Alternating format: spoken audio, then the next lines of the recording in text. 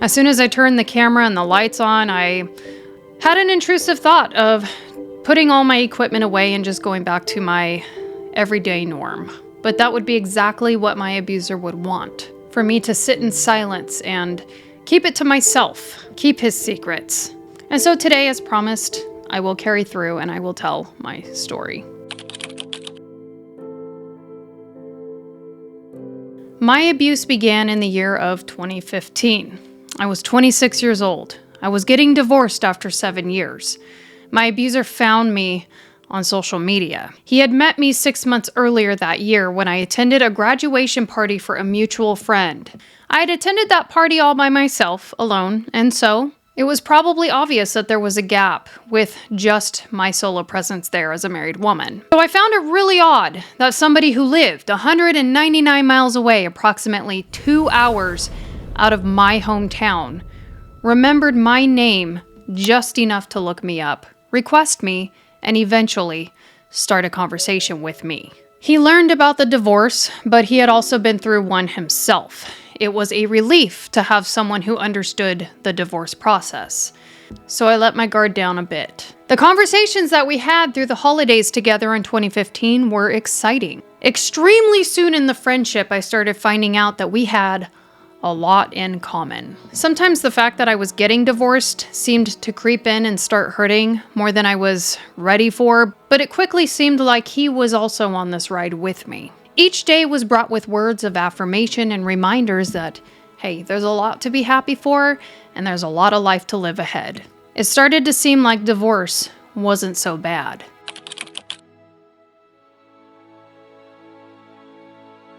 In January of 2016, my abuser took a chance on asking me to consider dating him on my birthday. I remember being afraid because it seemed so fast.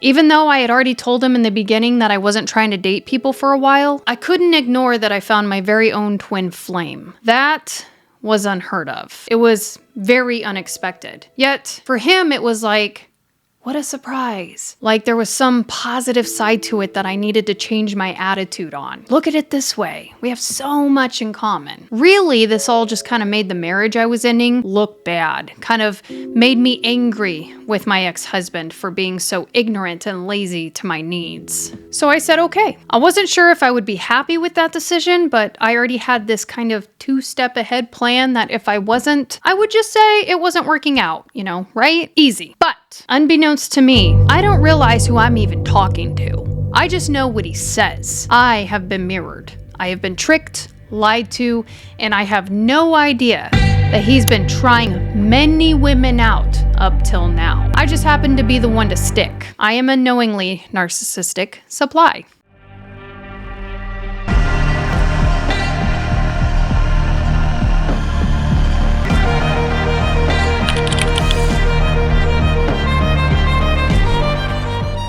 For the first time that month together, he traveled out each weekend. He booked us hotels and fine dines me. There were roses, there was music, and we went out dancing together each weekend that he came into town. I am truly getting lost in a passionate fantasy with this man. He is so much fun and the chemistry is fire. Nothing was complicated. Everything is just this joyful, easygoing ride.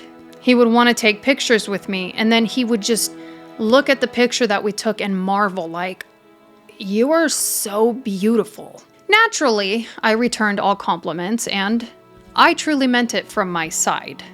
I did find him beautiful at this point. I sincerely loved this man's heart.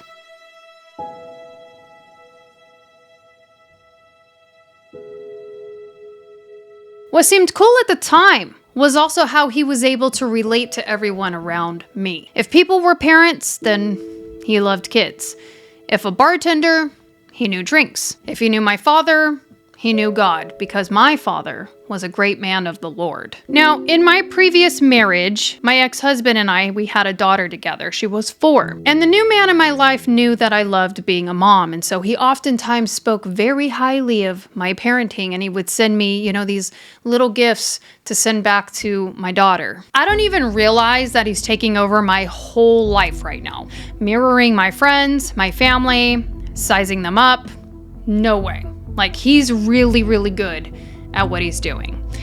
He's done it probably forever. I just don't know that. At some point, I realize we talk about me more than we talk about him. So I start asking him questions beginning with his past marriage. Oh, she was crazy. Yeah, she was bipolar. He further backs his point by saying, yeah, everybody back in my hometown knows just what a nut job she is. I know nothing more about this until later. But for now, that's the story. And as far as I know, that's the truth. Now, they did not have children in their marriage together, but he did insinuate that he wanted to be remarried later in his life and that he wanted to be a dad. Specifically, he mentioned he wanted to be a dad to a little boy. And I thought that was very precious. Things seemed like they were going really good.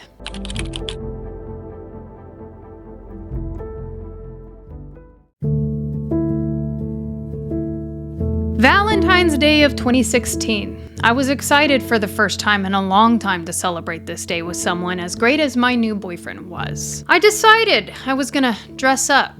I was gonna pay to rent a hotel and gift him a picture of him and his dad because he was honest and said that, that relationship was a bit estranged and that he wanted to get closer to his father. He wanted to build that relationship up with him to be better. So I had this whole night planned. I was gonna buy dinner, get the hotel, gift him the frame. Well, this displeased him very much. When he arrived at the hotel, he looked me up and down like he didn't even know me. At dinner, he hid behind his menu, and he didn't seem like he was very happy with the gift that I got him. In fact, he scolds me. He reminds me, I told you, we're in the early stages of our relationship. No gifts? I thought that he was just having an off day, so yeah, that's when I took him to dinner and seemed like he pouted the whole time. On the drive back to our hotel, he started a verbal argument with me about guys that I had dated in the past. At this point, I'm in shock. I don't know why he's bringing all of this up at all, let alone on Valentine's Day.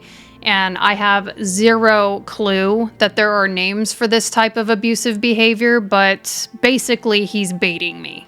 Baiting is a tactic that's used by an abuser or somebody that wants to just poke the bear, start an argument out of nothing, just to create chaos, essentially. So we got back to the hotel and it just gets worse. He is just on one. So I drew a boundary. I grabbed my suitcase, I packed my things, and I'm all, see ya. I'm out of here, I'm gonna go home. I'm not gonna put up with this. He guards the door. He rips the suitcase out of my hands and he dumps all my stuff all over the floor. And he pockets my keys and he says, no, you came all this way. I can't let you go now. You're not leaving. I ended up crying. I'm just like, paralyzed with shock. So I end up calmly walking away. I go into the bathroom and I shut the door. I look in the mirror and I am just a hot mess. My new makeup is all smudged. I take off my beautiful dress. I'm devastated. Then he starts to cry. And it was like he slapped back into character and he's like, I'm so sorry. This is just such a mess. I guess I was really tired, sorry this happened, wiping his tears. So this is very weird for me because for 90 days straight, he had been nothing but simply amazing. And now I'm looking at a grown man on the bed, wiping tears, crying. Now he's a mess. So I'm like, okay, why don't you sleep on this and we'll just talk tomorrow.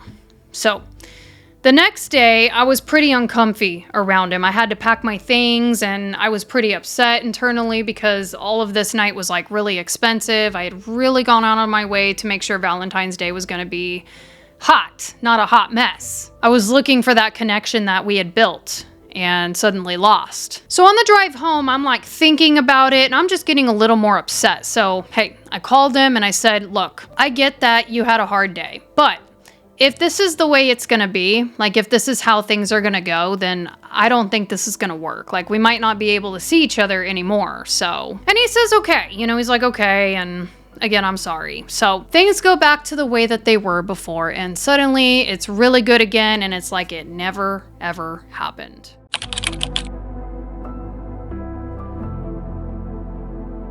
I'm still in the very early stages of February. So from mid-February, from that Valentine's Day all the way to the summer in June, my relationship just takes off into this very fast lane of, I would consider it like a very fast roller coaster, maybe like the world's fastest roller coaster.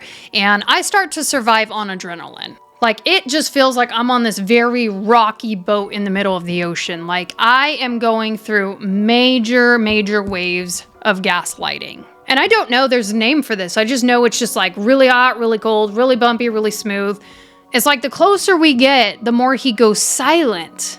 So I don't want to seem clingy, so I kind of just sort of back up a bit. But then suddenly he's like really present. He's just like right there making sure that I'm checking in and he's checking in with me. At this point, I don't really know like what any new day is gonna bring. But also at this point, we had started saying, I love you. So I really meant that. I was like, I love him.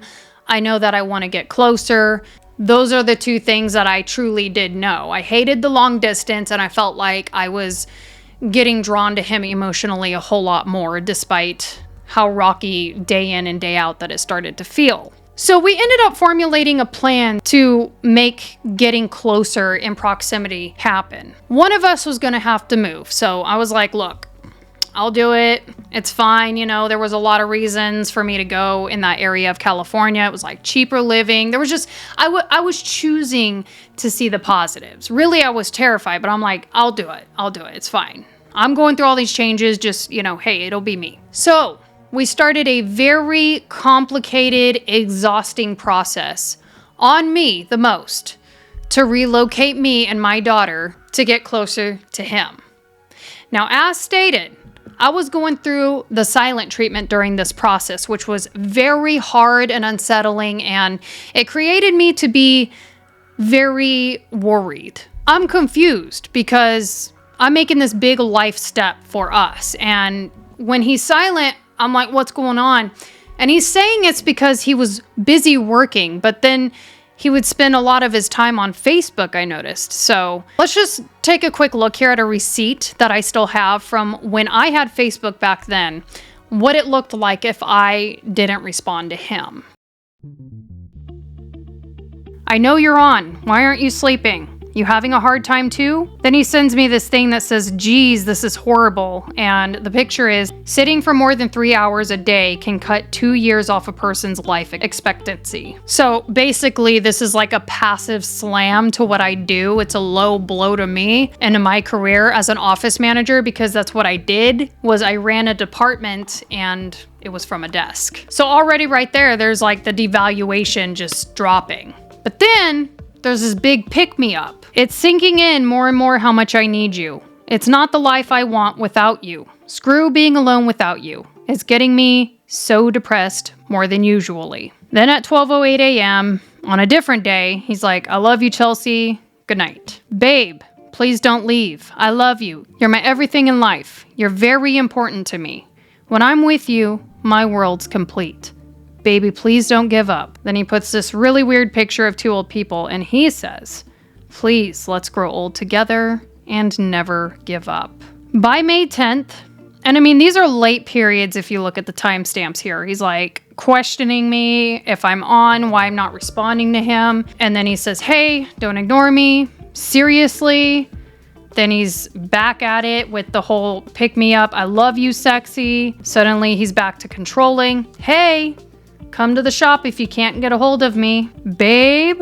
He had an absolute obsession with controlling what I was doing. And I'm blinded by the pick-me-ups, right? Like, I'm like, I like that kind of attention. I don't mind it so much. I've been married for 7 years. I never really got that in the final last years. In fact, safe to say I wasn't even sure that I'd ever gotten that ever in my life at all, because I don't know that that's not normal. But he was completely obsessed. He wanted to know everything, like when we talked or why I wouldn't respond to him. He started telling me, hey, send me a picture. Where you at? What are you doing? Send me a picture. I miss you. Send me a picture. And I have no clue that this is a control tactic, but I'm having to take pictures everywhere I go. In bed, showing him that I didn't go out with anyone. I'm not even a friend. When I'm at work, I'm having to show him, like, look, see, I'm in the office. This is where I'm at. This happened multiple different times. Send me a picture. You're so pretty. If I went somewhere, send me a picture. It's like, aha.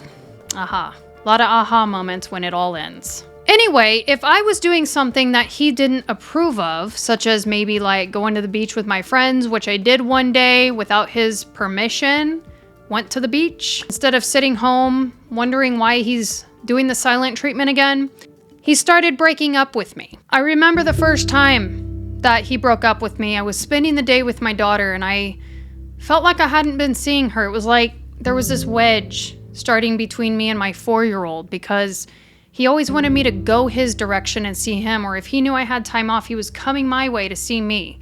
And I was paralyzed and numb to the core with pain over him throwing me away so easily because I didn't understand what I had done so wrong. I thought it was good and positive. He had even said that he loved that I was a mother and he wanted me happy, and so I didn't really understand. So I don't know. I was really upset. I ended up shutting my phone off, and then the next morning I'm getting ready for work. I turn it back on. Several calls and texts later. I mean, we're talking several. I want to say like 25 voicemails, like 50 to 70 texts. Like, I'm talking several. He was begging me back.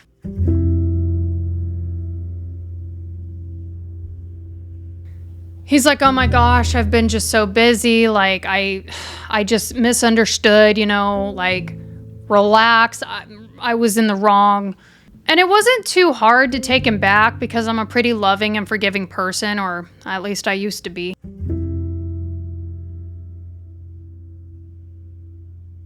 But basically what I mean is I let him walk on me. Like, okay, I get it. All right, it was a mistake. No worries. It wasn't that hard because shortly after that, he started overcompensating. He started paying for my gas, paying for my rent. He starts sending me money to buy clothes and makeup and buy my 4-year-old Jessie stuff and groceries for me and my child. All these things. And this is like a reward, like he made me feel ashamed and then rewarded me. So I'm kind of not thinking much about how weird this is because this is all just in the nick of time, just a few weeks before I'm about to move. So for a hot minute, I felt thrown away, ashamed of myself, scared, and now I just feel really cared for. And it goes without saying that I am still completely in love with this man. Our chemistry is still very much there in between the silence and the drama. He was evoking a glimpse of the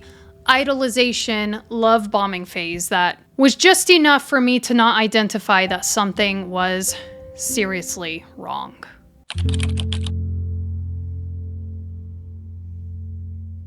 The day that I gave notice to my boss and roommates about moving was the exact day that he assaulted me. Now, I didn't come out bleeding, but I wrecked 2 of my fingers hitting the ground when he threw me. This was at 1 a.m. on an early morning in June of 2016, the month I was supposed to move.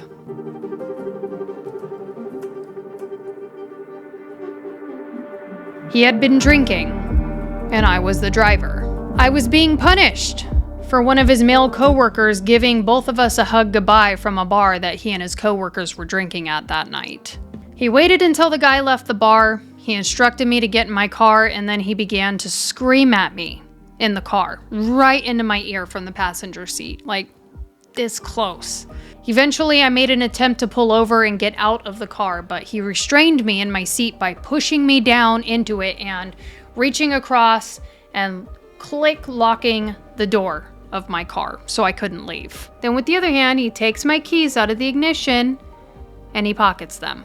That early morning, he slammed his phone on the ground and he decided to pocket my phone as well. Every attempt that I made to come at him and grab at his pockets for my keys so I could leave, he pinned me either on the concrete on the ground. If I got back up, he came for me and pinned me against my car, or he simply just held my hands and pinned them to my sides. After a few hours of the mind games where he watched me cry and feel defeated and tell him, I love you, I don't get what's going on right now, I'm so confused. I had been up like all night with him and I guess he wore thin. I was able to get my keys back and I took them and I drove home. I arrived back home by 6 a.m.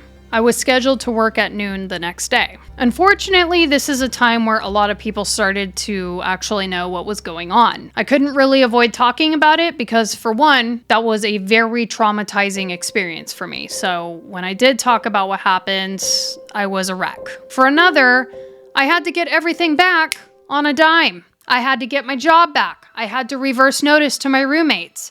I had to talk to my ex-husband, which was really hard because of the custody agreement that I had made. I had went out of my way to arrange taking my daughter to live with me out of town. And now he has my phone. I have no phone. So all of these conversations took place in person within 24 hours of the abuse itself. Let me just say, from experience, that's the last thing a victim of abuse wants to do is get affairs in order and talk about it so openly and so quickly. But in order to keep my life, I didn't really have a choice. So, of course, people wanted to know, you're not getting back together, right? Like, no brainer, no way. So listen, this is serious. I did end up taking him back. Narcissists almost always come check in with their vulnerable victims.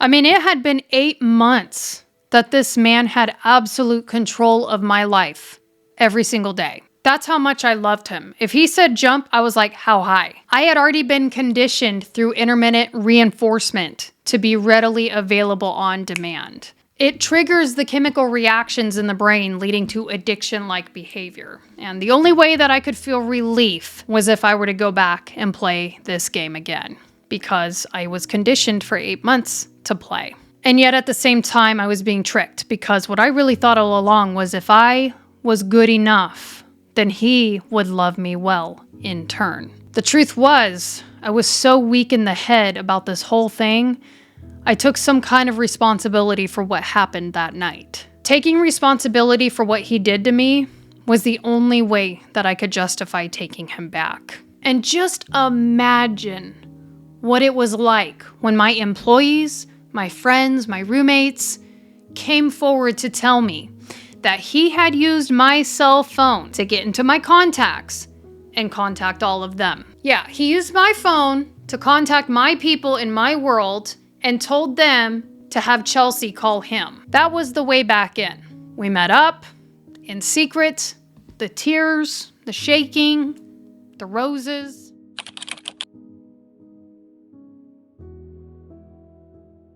Well, people weren't happy about that. My roommates evicted me. My reputation went sour. I was talked about in negative ways behind my back in my work environment. Imagine being an employee, though, and watching your boss go through something like this and then watching them take back the guy who could put hands on you and saying, have your boss call me. She's my girlfriend. I'm in love. But for me, it was so lonely going through all of that judgment until I got to be around him again, which in a weird way brought me and my abuser closer. Just as addiction does, it was like the real world was wrecking me. And the only time that I felt relief from that emotional pain, from those problems, was being back with him. It was like he was the light. He was the one to make it all work. Even though I wasn't seeing it right, even though I didn't see that he was actually tearing everything apart from me, it made me feel like I was only together in his presence. And of course, while I'm going through the thick of it, he looks like the hero again because he left no room for doubt. Like, he didn't want people getting in my head, and I know that now, but back then I just thought that he knew I wasn't doing so well by myself, having to go to work and get talked about and having, like my room taken from me because my roommates don't want this dangerous guy coming around their kids. So he's just like, look, it's gonna be fine, I'm moving. And he packs up and he moves to my hometown immediately. This was his way of being my support. But with being my support came the whole, you need to trust me when I tell you instructions. And what he told me was, you don't need to talk to those people anymore. And this included my family and my friends. Part of the conditioning process was to tell me that they really don't love me enough to support me. But he said, I do. I love you, and we have each other. So what more do we need? I found out that I was pregnant. I found out later that I was having a boy, and I had been pregnant for almost 2 months, so that meant that he had put hands on me while I was pregnant back in the incident in June. At first, I'm worried. I'm not really reacting out of joy. I'm actually crying. I'm nervous. I'm not so sure because I didn't expect this to happen. However, again, right on time, he puts me in a beautiful house and he puts a big expensive ring on my finger. He's running me baths and he's buying me iced teas and we are taking trips to the ocean. In trade, I got him a very nice job with a connection that I had. As a reward, he's making the money, he's handing me his card and he's like, go buy whatever you want. Whenever you want, go buy it. You want it, you got it. Well, I was trying to work on getting closer to God back then, so I asked him if he'd be willing to go to church with me, and we did start going to church, and I was able to start forgiving him for the abuse. In fact, I hardly brought it up at all because I was relieved at our new life together. I felt like I was at peace, and it furthermore proved that everyone had been wrong because I was doing well and I was happy.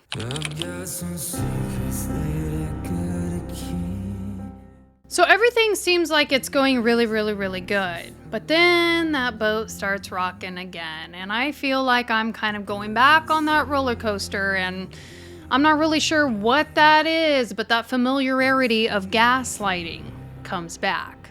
And then my whole world crashed. First thing I find out is that he had been actively on dating sites. And I found out because he had emails coming in through his phone as he left it on a charger one day on the counter while he took a shower. However, when confronted about it, he lied until he couldn't. Once he finally admitted to it, he then tried to tell me that I had been unfaithful to him as well, and that he too had found activity on my phone when he had my phone from assaulting me.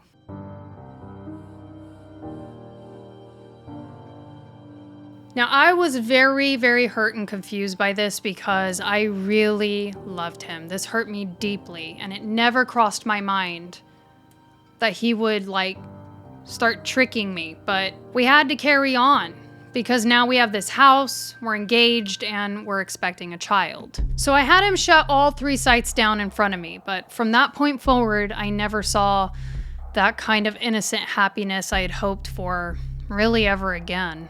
It just never really fully made its return back. Now, I'm going to disclose situations of abuse and how far things went, but before I do, I want to say something. Why I stayed every time after this was because I was still so conditioned to live for that happiness that we used to have that I feared every fight we ever had could be the last.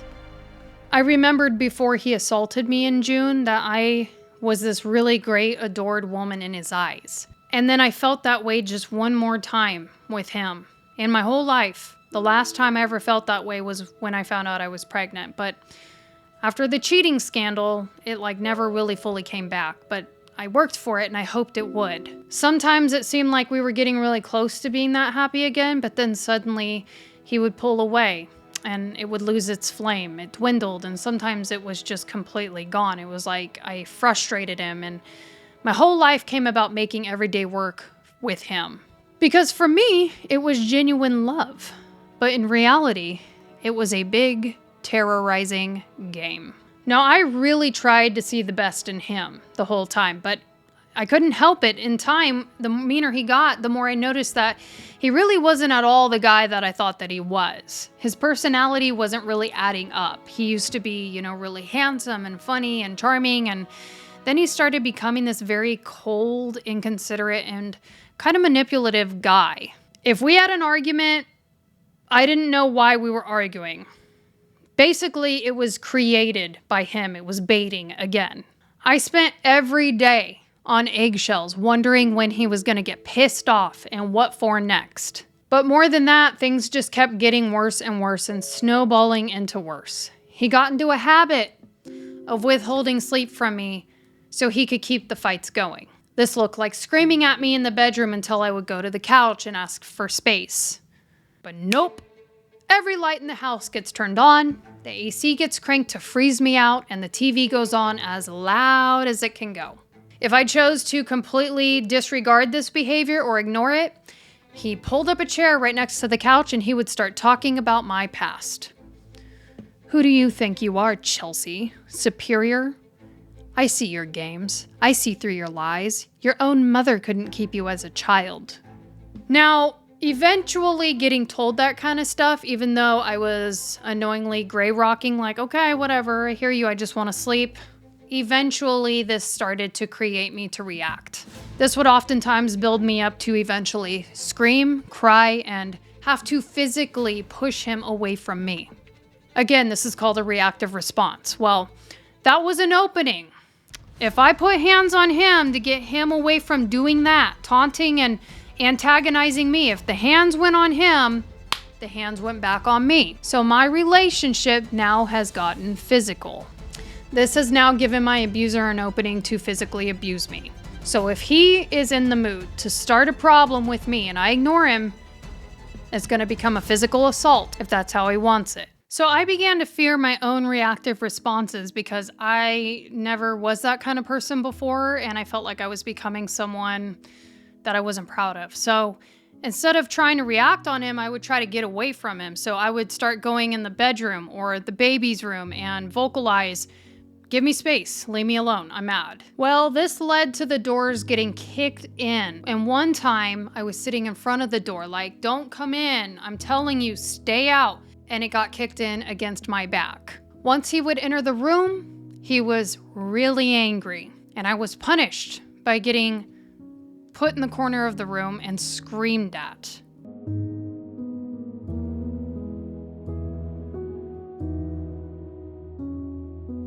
To this actual day, my own husband cannot get too close to me in a room. If I feel that his energy or his body is coming too close to me where I'm getting close to a corner, I'll go nuts.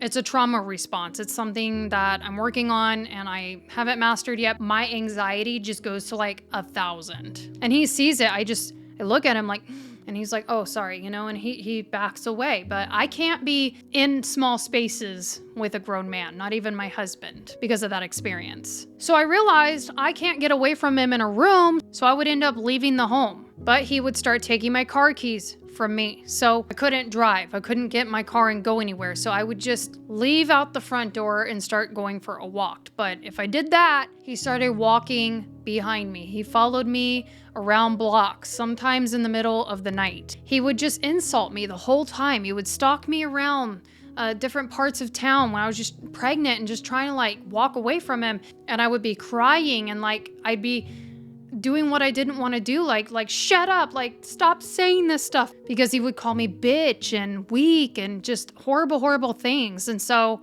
I started looking up abuse on my phone, and it was weird at first because suddenly he knew what I was looking up. I didn't know how. So I took my phone in to see if it was being tracked on my lunch break so he wouldn't know one day. It wasn't. So I started to think I'm going a little crazy. I'm scared to view anything about abuse on my phone because anything I did, he would text me that he knew what I was doing and scold me about it. Well, I figured out that my email was hooked up to his phone, so he was going through my email and he was looking at my web activity right here. And it took me a while to learn that, but that's how he was stalking me, was my information set up on his phone and he was doing it through the email. Whereas I was once a beautiful and amazing woman, I was now being called crazy and detective. I'm getting paranoid about him when he's silent because he's working out of town and after the cheating thing that had happened, but also I'm really starting to lose my mind because I'm finding dick rings around my house. I'm finding them in my car. I'm finding them everywhere. I'm finding them under the rug in the bathroom, under the car rug in my car, in the center console of my car that he's driving. But they were tucked into things as if he was trying to hide it from me and as if I would stumble upon it. Now I think that they were just planted and potentially used for cheating, but I definitely think now that those things were planted to make me feel confused and crazy as part of the game. I start getting weird. Things I don't even do in my marriage. Like, I'm like, where is he? And so I like wait for him to take a shower and go thumbing through his wallet, like, really paranoid, and start finding business cards from women in there. And then I go through his phone, when he's not looking, like, oh, like, what's happening to me? And I see blocked numbers in his phone. So I didn't have a lot of time. I end up writing those numbers down. And when he was gone to work, I called them. And women answered, and I just hung up. But I'm fought with, called a bitch. I'm criticized and punished often with the broken doors and the physical pinning my arms or shoving me against walls and spitting in my face. I was getting really tired of this the more pregnant I was becoming, and I eventually just started to scream at the top of my lungs and with all my might flail my arms and try to fight back. At this point, I couldn't even have my daughter in the home because the problems that he had started with her father. He was territorial over who came in his home and who went. And so one day he threw a fit at my ex-husband about coming to pick up his daughter. And I also kind of knew in my heart that he was not acting stable enough. Things were getting damaged in the home. I mean, I'm kind of aware that things are really out of control. And church was of no use. He himself had a God complex, and so anything we learned together was used to make fun of me and how little I knew of God. Even though my dad and I were close and I was, being raised to love the Lord, that was all thrown in my face like, you don't know shit about God. Everything was spiritually getting turned on me from things at church at one point or another, and this also included intimacy. Now that I was pregnant, he would withhold having sex with me and pretend that we were obeying God's law. But eventually, he came back and idolized me enough to remove my clothes and get what he wanted when he wanted it. Then came the suicide threats, which really added to the trauma. He would set up different scenarios where he could actually hurt himself if he wanted to. He would stand there and pretend he was going to do it unless I did what he said he wanted me to do in the moment. And oftentimes, that was just dropping to my knees, crying and begging for him to not take his own life in front of me because I loved him, because he was of value to me, because he was the father of my son, because I needed him, because this, that, and the other to feed his ego. So our first real holiday in November, the police were called 3 times in the home.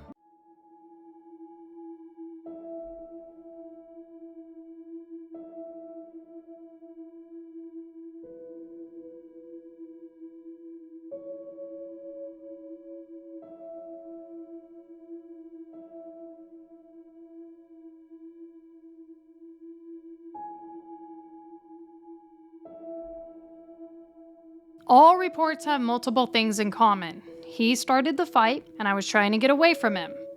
2 reports say that he took my keys from me, and 1 report says that he locked me and my daughter outside in the cold. And all reports say that he denied physical abuse, even though I admitted to physical altercations happening between us starting back in June of 2016. He had lost his mind. Eventually, he just decided he was done. He decided that this was all my fault. We had a cash savings in our home. He took thousands of dollars, every dollar in that drawer he took. And he called his dad, and he had his dad come to town on a whim, right after the police had been called, to pick him up, be his hero, and take him away. But before he left, he did call me a fat fucking bitch, and he promised me that he would find a better woman to sleep with. He ended up sending me this picture showing me that he was on the road with his father back home. I said, I know you're done and won't be back. And the words that you'll get better pussy and a hotter woman put my chest in such an unbearable pain. I am brokenhearted. I'm really unwell right now. I surrender to God completely to heal me through this unbearable time of being alone and afraid. I'm sorry things went this direction. And that's the thing. I was always apologizing, like, I'm sorry, I feel bad, I'm sorry. It was just something I did. So I ended up spending the holiday time alone with my daughter, and we cooked together. She was making some food with me, and I was sure he wasn't ever coming back because we'd never really been here before. So I started boxing his stuff, and I called the church and I told them what happened. They also told me, like, just let him go, like they didn't know what to say. They just didn't think that he was being a very good Christian guy. So instead of reaching out to him, I actually called up his parents and I had a conversation with his mom that they could come get his things anytime. But his mother did not agree with what I had to say. She instead blamed me for her son's despair, and she reminded me that this was his home and when he was ready, he should be able to return to it. Shortly after, I guess his mom talked to him because I started getting these text messages. Are you done with me? I'm struggling without you. I feel so empty. I can't do this. I'm falling so damn to pieces. I want to die. Please come get me. I hate being here. I love you so much. You gave me the best world I ever had. I'm dying here. I want you and what you gave me. I took it for granted. Please, I love you. I'm hurting so much. So I told him, your stuff's in boxes earlier in that other message. And I said, you can take a few days to contemplate this, but I don't think that I can, do this. And he said, please don't give up on us. We loved each other so much. We'd do anything to be together. Please don't give up on me. I miss your humor, your touch. I mean, it's just sickening to read. I told him I can't. So he sent me a picture of himself depressed and lonely. Then he sent a picture of my son and he said that I didn't love him. And then he threatened to hurt himself. What do you mean? Hurt yourself. So I was really confused, especially after the guilt from his family about his rights to come back home. So I thought it through. I said, you know what? You need to get some therapy. And I said, okay, your mom said that she wants you to come back and work things out. So come home, get it together because I'm having a baby in 3 months. So when he came back, he looked completely different. He had a big old mustache and fuzzy hair. And from that point forward, he started wearing like these old man looking sweaters and sporting a comb over with like a mustache and tennis shoes. I didn't really preference this look on him because it really was just like an identity change. But anyway, I didn't say anything because I didn't want the problems to persist. But he didn't hold back on telling me what I could or couldn't wear. I was told right away that I couldn't wear my Ugg boots anymore, which were pretty much the only thing that fit my feet because I was gaining a lot of weight rapidly from the stress and the pregnancy. So he told me, you can't wear those. Your Ugg boots remind me of when you're angry. And he didn't like the look of angry Chelsea. So he would tell me, you could wear this or wear this instead. He seemed like he was really paranoid when he came back home. He was going through the TV and asking me about movies that I watched when we were gone, jealous if there was a male actor that played in any film I put on during his absence.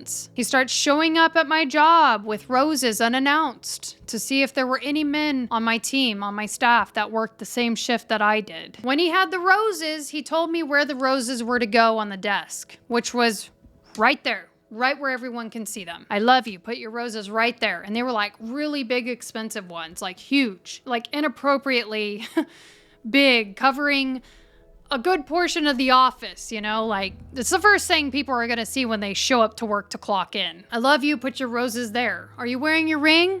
Things like that. Now, my family are really, really mad that I've taken this man back because I had to call them to help get the bills paid for the month that he was gone. I had to borrow money. Bills were due, and he took everything. So my 2 sisters ended up speaking their mind. Make up your mind and not go back. I'm only saying this for 3 reasons. The first is he will not change, no matter how good it seems. She said, thank God I didn't take my ex back, and your kids need you to be a normal, loving, and stable and safe home, which he cannot provide any of those things.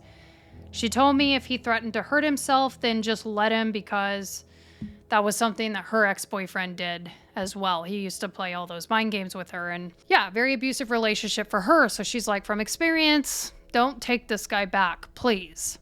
Now, the other text was from my other sister, and she was like, if somebody had called me that name, I would not be taking this person back. It's your choice, like she was kind of more tough love on the message, which as a victim at the time was not really a good idea. I mean, going soft on me wasn't going to work, but going tough on me was just going to push me away from everyone. Because in my opinion, a victim has to be ready, and clearly I felt pressured to make it work. But then my ex is in the meantime texting me these crazy things as well while he's making these vocal promises. Well, he's acting out this crazy behavior with roses and control of shoes, but he says, I am positive that I will make you happy again. We got to work together. No more of my baby taking the pressure and the bills and the payment. I will balance every day for you. You're not just anyone, you're the love of my life. I am done with the days that I acted like an a-hole. I'm dedicated to you, Jesse, and our son. I will not fail you, I promise. Rent will be handled by both of us. Teamwork. No more of this stress on you, I promise. Which, like, when I read that, after all these years, I completely forgot that all the pressure had actually been on me. To cook, to clean, to pay most of the bills where he was falling short, especially when he took the savings that we built together. So there was an underlining message to his big lie. You know, like, I know that you're doing all this work. I'm going to lie to you and promise that it's going to get better. And it felt good to be acknowledged, but I also believed the lie too. Well, as we know, narcissists don't change, and especially around major holidays. So right after Thanksgiving, the next major holiday is Christmas. So guess what?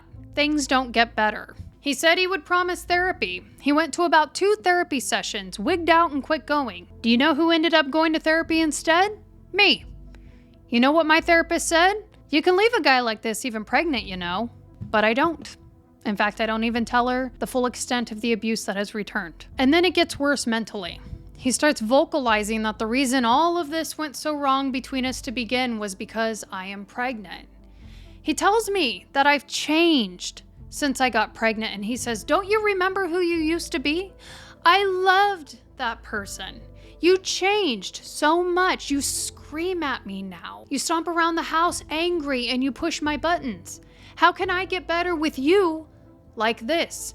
You need help. So guess what I did? I end up pregnant, going to my doctor for antidepressants because I did blame myself because that's what he said. I just couldn't handle any more of this. But my doctor refused it. He said it wasn't healthy for the baby, and he identified. This is weird. You were fine. You seemed fine. You said that your life was beginning and you were excited for this child when you started seeing me. And now you're gaining a lot of weight and you look sad. He told me that if I need any assistance that I could call. The other thing is my abusive ex lost his very nice job when he ran home. So guess who ends up getting him another job? Guess whose car he drives, or who drives him there to work at his new job? Guess who pressured me for Christmas gifts and threw a fit on Christmas and got the family nothing? I had 6 gifts under the tree for him. I had 4 for my daughter. I worked Christmas Day and I came home and I had nothing but a fit thrower locking himself in the room. It was the most depressing Christmas ever. When we finally made it to my birthday on January 6th, wouldn't you know, that's not my birthday anymore. That is our day. Yeah, January 6th marks our anniversary. That's not Chelsea's birthday anymore. Well, normal people don't know that, and normal people want to check in with somebody that's pregnant and has withdrawn, so people start texting me that day. Hey, happy birthday, how are you? Long time not hearing from you. Everything okay? With each text that came through wishing me a happy birthday, he became more and more mad at me and ruined my day. I cried that day. He tore me down all day long. I'm just about to have this baby, and then out of nowhere, he tells me that he's going to be moving away. But this time, he invites me and my daughter to come along. Like, as if we haven't tried this before. He said that his estranged father and him are starting a business. You know, remember how I framed that photo of him and his dad because he was telling me for pity's sake, like, oh, me and my dad don't get along. My dad drinks too much. Like, he's so mean to me, Okay, well, I always supported him loving his dad. I wanted him to love and forgive his dad for the horrible things that I was told. And as far as I was concerned, even though his dad had picked him up, like, none of that actually happened. That forgiveness had not happened. And now suddenly they're going to be starting a business.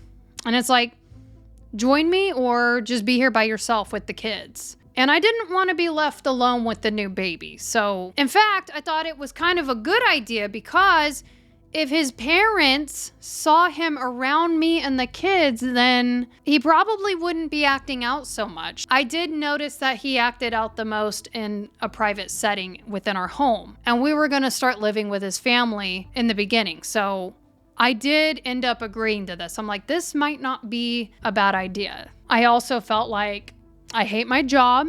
Nobody appreciates me there anymore.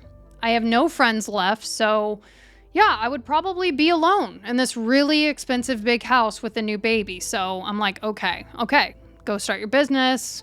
We'll go. Our son's gonna be here soon. I love you. Tell me. Love you. February 19th of 2017, I gave birth to a very beautiful and precious and perfect little boy. I wanted to be in love with my abuser during this time because it was special, and I thought that it would bring both of us relief when I wasn't going to be pregnant anymore. I remember I was waiting for the day that I would give birth and everything would get better and go back to the way that it was before. But I was horrified that my self-esteem was far more broken than it was before. He was not kind in the hospital at all. He flirted with the nurses in front of me. I remember I started texting my hairdresser from the hospital bed. I'm like, hey, just had a baby. When can you get me in? And she was like, congrats, and she brought that up later that, I thought it was so weird that you texted me from the hospital bed to make a hair appointment, like after giving birth. From that point forward in the hospital, my abuser, he kept my phone and he shared it with me, monitoring all texts and calls coming in. When we got out of the hospital 4 days later, he ruled my phone. He actually shared it with me. He actually no longer had his own phone. He was using my phone all the time. And on occasion, if he was upset with me about something, he would lock me out of it and he would watch me cry and react, and my friends were texting me or people were trying to come and visit at the house, but because I was locked out of the phone, I wasn't actually able to respond to those people. And it terrified me that they would just know me to be that person. Like, I hadn't heard from them in so long, and now people cared and they were coming around, and I need love and support, And I'm scared that if they don't hear from me, that they're going to think that I've just become this really weird person that doesn't want to talk to anybody. But I know that's not true. And I cry. I cry for the love and support that I deserve. But he's in between me and that love and support.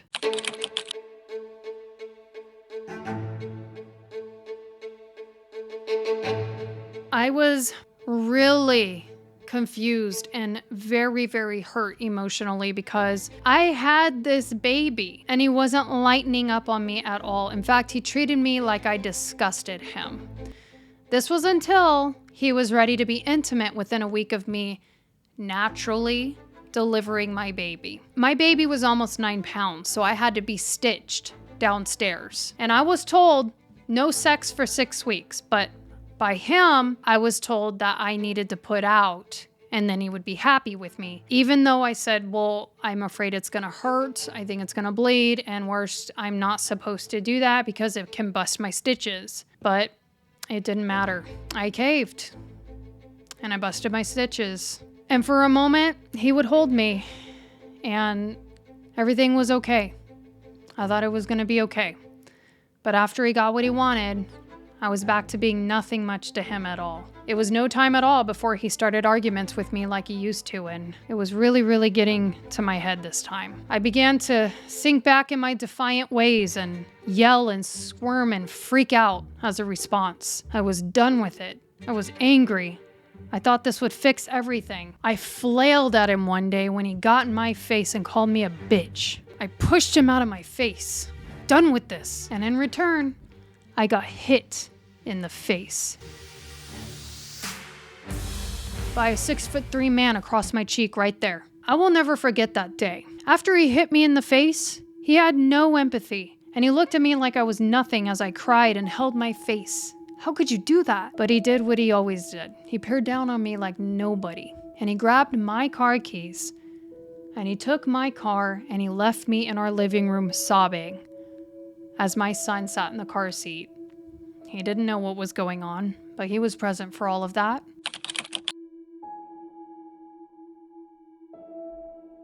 The grabbing continued, and you can see that on my arm right here, right next to my new baby. Bruised. This is kind of what I was used to. I kept getting bruised and banged up on my shoulders, my arms, my chest from his strength. Finally, one night, Our final night in the home, he did another number on me that I just honestly can't forget. He takes my arms, okay? And instead of pinning them to my sides, he takes his foot and he presses his foot into my stomach just a couple weeks after having this child. And he pulls my arms forward as his boot is pressing into my stomach. He ends up getting me on the carpet on my back. He sits on my stomach. He takes my arm. He wraps my arm as I'm on the ground around my neck. And he pins my arm down on the carpet. I'm getting choked with my own arm. I'm losing air. I don't know how far this is gonna go or how serious he is this time, but this is something that he's never done before. I can't freaking breathe. I can't breathe. I can't breathe. I gasp for air because he lets off the arm. He lets the pressure off. But I remember he's in my face sitting still on top of me and he says, "That wasn't real, you fake bitch." Well, guess when that happened? The trucks were loaded. The boxes were all packed. The only thing that was actually left was the bed. So we were set to leave. And at this point, I'm just hoping I'm right about this move. Like, I'm just hoping that he's going to change. I'm hoping that when we get to his parents' town, this will fix him.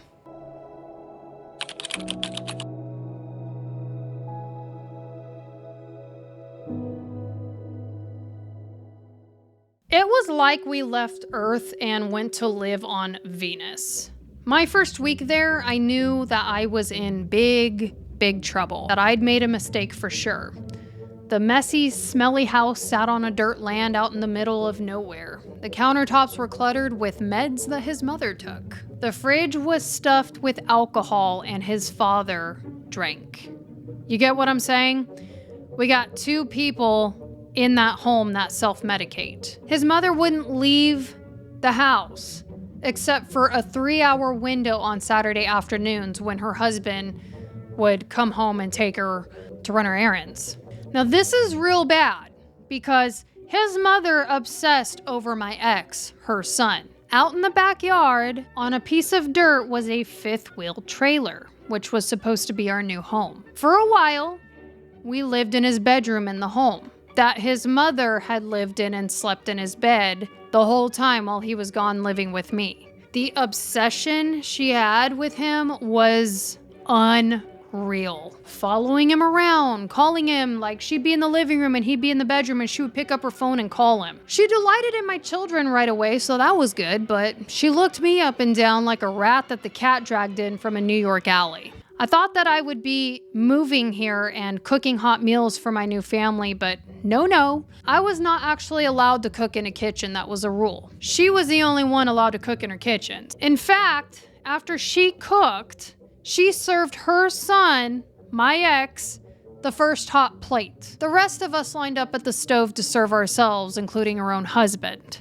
That's if he joined us to eat at all, because most of the time he hid away from all of us because when he came out of the room, she would yell at him right away about nothing. She was just like her son. Like, she would poke the bear and start problems with this alcoholic guy that hid out in his room or like ran off to work all the time. It was obvious. He was an older, beaten down alcoholic. But actually, he wasn't mean or aggressive at all like my ex had said he was, so that was a lie. And as for that framed photo that he said he didn't have of him and his dad, the one that I got him on Valentine's Day and I got in trouble for, remember that?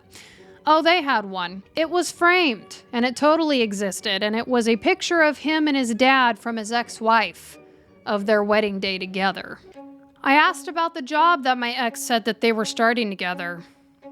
There was never a job. I thought that I would help my new family by cleaning their home, but I looked around. Where was I going to start? And I wasn't even allowed to clean. It was another house rule. These people were crazy. Sorry. I barely use that word, but it's real. They had mouse traps set up all over the house. Like, they had mice running across the rooms. Like, you'd be sitting on the couch and there would just be a mouse. One night I was sleeping in the room. I can't sleep because I'm stressed, but I'm looking down and I just see this little mouse just put across the room. I'm all, oh, God. Because where there's mice, there's mouse shit. There's mouse piss. Like, what is happening? The flooring was caving in the home and peeling apart. I felt like I was in a movie like The Hills Have Eyes. I didn't know what to think about his mom. I knew she didn't like me, but I had my own opinions that I've never said before until now, okay? This woman is, I don't know, something else. She used to sit on the couch and watch trash TV and powder her nose, and her hair was in this big bun, and just a weird person. She used to follow my ex around the house, man. Instead of me being the one to be like, how high? When he said jump, man, she was the one. How high do you want me to jump? I was clearly replaced, and certainly there was no room for competition. It was obvious I was quickly pushed out. I quit maternity leave really early, and I went out and I got a job. I could not be around these people in this environment very comfortably at all. I thought things would get better. I thought that they would fix. My ex instead started chaos with me, poking the bear again. The boat rocked again. The gaslighting started. Then came a whole bunch of drama. My ex started drinking, and that was an agreement. If I move with you, we're going to therapy and church, right? Right, because I'm getting this new job. The job that didn't exist. With the father that was mean, who in the end was just a very nice but shut down alcoholic. I told him when I saw him drinking, I said, this was not our agreement, but his mother intervened. He's a grown man. He can do what he wants. In fact, I walked in on a conversation they were having about me not being of value enough for her son. All of our agreements were now ridiculed and excused by his mother, and my ex started going completely silent again. He would leave for work with his dad, and I would not hear from him. When he did come around me, he seemed like he hated me. He was very angry internally. I remembered trying to make it right. I took pictures of my whereabouts for him so he didn't have to worry if I decided to leave the house, because he said that he was worried that I was cheating on him. So I had to prove my whereabouts to him in the new town, even if I was going to the bank to pay bills or the park with my kids. I didn't know what else to do, so one day, when I got off work, I texted him, I love you, and I'm available for a hug and to listen if you need someone after work. My ex then defended himself. He said he hated fighting with me, and he wanted me to be his loving, understanding partner like I used to be. I'm going through some extreme stress just like you. I just want to relax with you. I've been very difficult, I know. I'm just having a miserable day, unproductive as can be. I'm very sorry. Just don't worry about me. I do love you, and I feel I am falling apart. That day after I sent the text, I went for a walk because I was depressed, sad, and I was lonely. There really was nowhere to walk. It was just a dirt path, and it was muggy and hot, and there were orchard trees everywhere, and I just remember smelling the dirt and the trees, and I felt so out of place. So I asked my ex if I could join the gym to be in a healthier environment and not out in the dirt in the middle of nowhere walking. I wanted to clear my head and lose weight and just get right with myself. The answer was no. I was told I looked fine. And in fact, I was told that he wanted to try for another baby almost immediately. And it was pretty much then that I knew, oh fuck, I'm trapped. Then we moved out of the bedroom and we started sleeping in the fifth wheel. When the kids were in the house, the fight started again, and soon, physical attacks. I screamed for help one night as it was happening. He quickly jumped out of the trailer. He took his truck and he parked it in front of my car, so my car was trapped. He took my keys from me and he locked himself in the fifth wheel, threatening suicide if I were to try to leave him. And I mean, this all happened a lot faster than I could comprehend. It was like he already knew that I was going to try to leave. So before I even reached for my keys, he grabbed them and locked them away from me. Before I even thought about getting in my car, he took the truck and he parked it right in front of my car. So my car was in the corner of the property and I couldn't get out. No keys, blocked car. And if you leave me, I want to freak you out enough to know that I'll kill myself. His father was passed out drunk in the house, so his mother scolded me. When she saw him locked in the trailer and she saw me outside crying and being upset, her first question was, "What did you do to my son?" I'll never forget that. She said, "Let her go."